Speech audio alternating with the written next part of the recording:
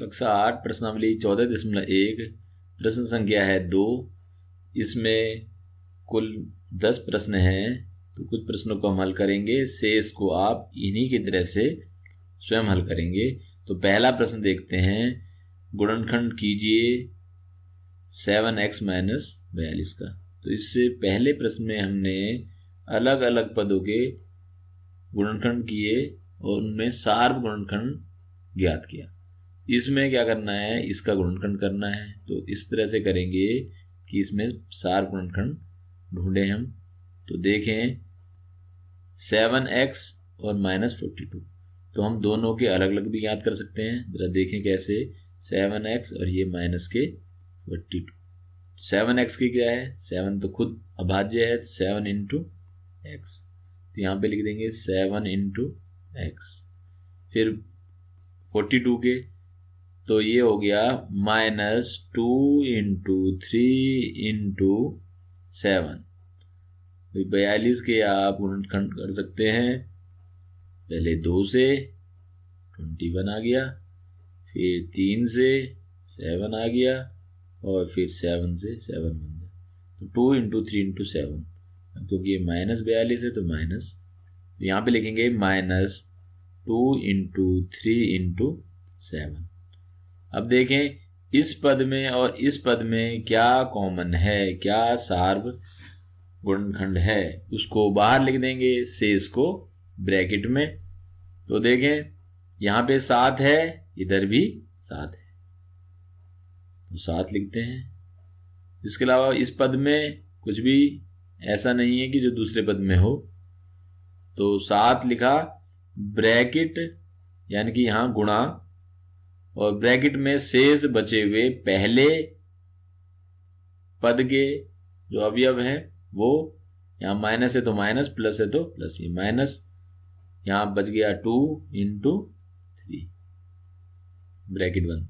यानी जो 7 इधर भी था इधर भी था, उसको मैंने दोनों से अलग कर दिया, बाहर कर दिया, और शेष बचे हुए को ब्रैकेट में लिख दिया। तो 7 ब्रैकेट में x -3 × 2 = 6। तो यहाँ 7 × ये गुणा ही है ब्रैकेट के बाहर, और 7 में बीच में कोई भी चिन्ह नहीं है, इसका मतलब गुणा है। तो ये हो गया 7 ब्रैकेट x - 6। तो ये इस पूरे बहुपद को गुणनखंड के रूप में कैसे लिखा जाएगा, 7 और गुणा x - 6। तो इस पूरे बहुपद के गुणनखंड हैं 7 और x - 6।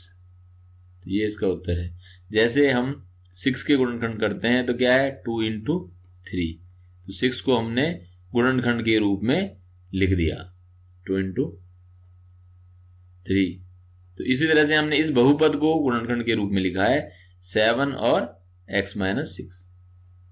इसी तरह से यहां पे भी करेंगे। तो यहां पे 7 ×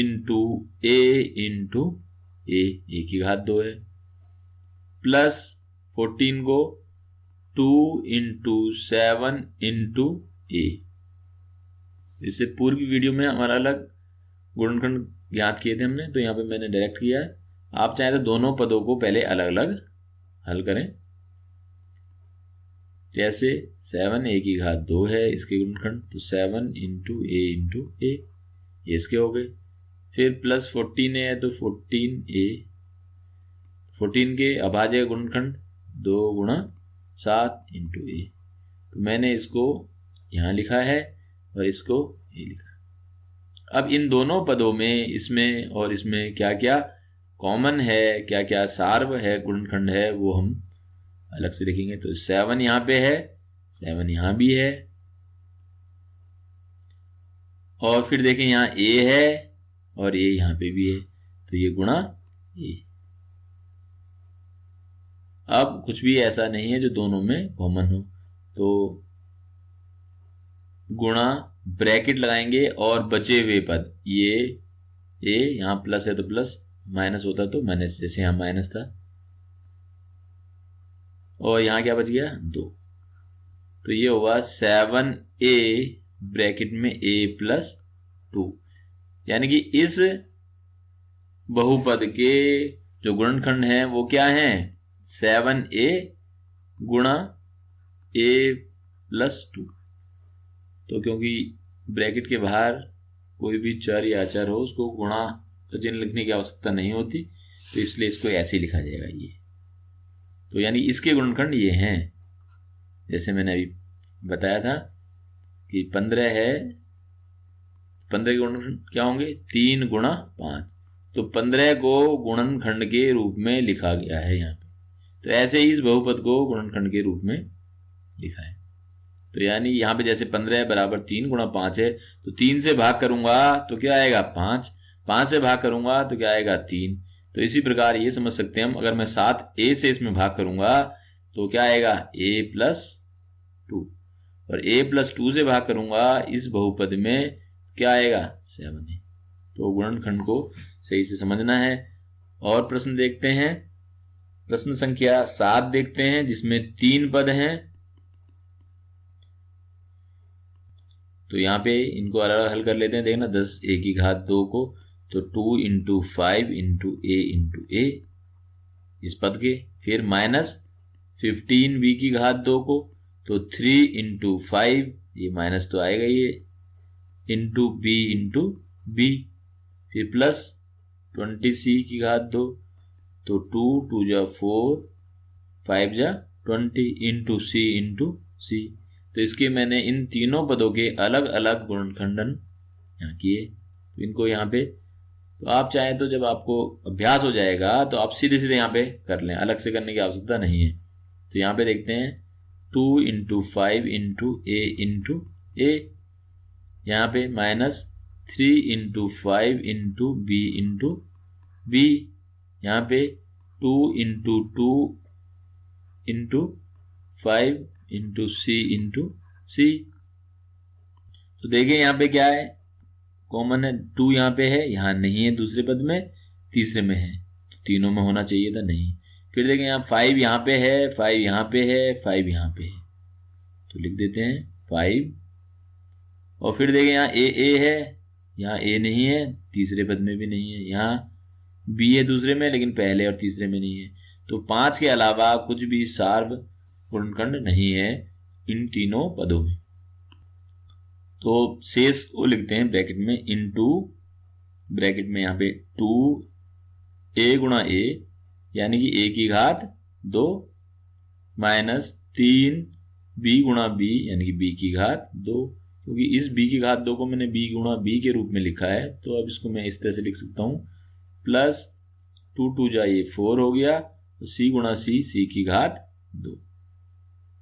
तो इस तरह से देख रहे हैं हम, ये जो है इसको या तो ऐसे भी लिख सकते हैं हम, ब्रैकेट के बाहर कोई भी चर या अचर हो, वहां पे अगर चिन्ह नहीं है तो गुणा का चिन्ह है, तो गुणा के चिन्ह को लिखने की आवश्यकता नहीं होती। तो इसको हम ऐसे लिखेंगे 5 2a square minus 3b square plus 4c²। तो इस बहुपद के, त्रिपदीय बहुपद के, 3 पदों वाले बहुपद के जो गुणनखंड है वो ये आए, 5 गुणा ये सब। तो इसी क्रम में एक प्रश्न और देखते हैं, 9वां प्रश्न है। इसमें भी 3 पद हैं, तीनों पदों में हमें सार गुणनखंड ज्ञात करना है। तो देखें यहाँ पे x की घात 2 yz है, तो x की घात 2 का मतलब x गुणा x गुणा y गुणा z, प्लस x गुणा y गुणा y गुणा z, यहाँ पे y की घात 2 थी तो इसलिए 2 बार गुणा, प्लस x गुणा y गुणा z गुणा z, z की घात 2 है, 2 बार गुणा। तो चर पदों को हम गुणा नहीं कर सकते हैं, इसलिए अगर अलग अलग हैं, तो अगर एक जैसे हैं तो उनकी घात के रूप में लिख देते हैं, तो अलग अलग हैं तो इनको गुणा कर नहीं सकते, तो इसलिए हम इनको ऐसे ही चिपका के ऐसे ही लिख देते हैं बिना गुणा के चिन्ह का प्रयोग किए हुए। लेकिन यहाँ पे मैंने समझने के लिए, सार्व गुणनखंड ज्ञात करने के लिए मैंने इस तरह से किया है, आप भी इस तरह से ब्रेक करें इनको। अब देखें क्या क्या कॉमन है सब जगह। तो यहाँ पहले में x है, दूसरे में x है, तीसरे में भी x है। पहले में y है, दूसरे में एक y है, तीसरे में भी एक y है। पहले में एक z है, दूसरे में एक z है, तीसरे में भी एक जेड है।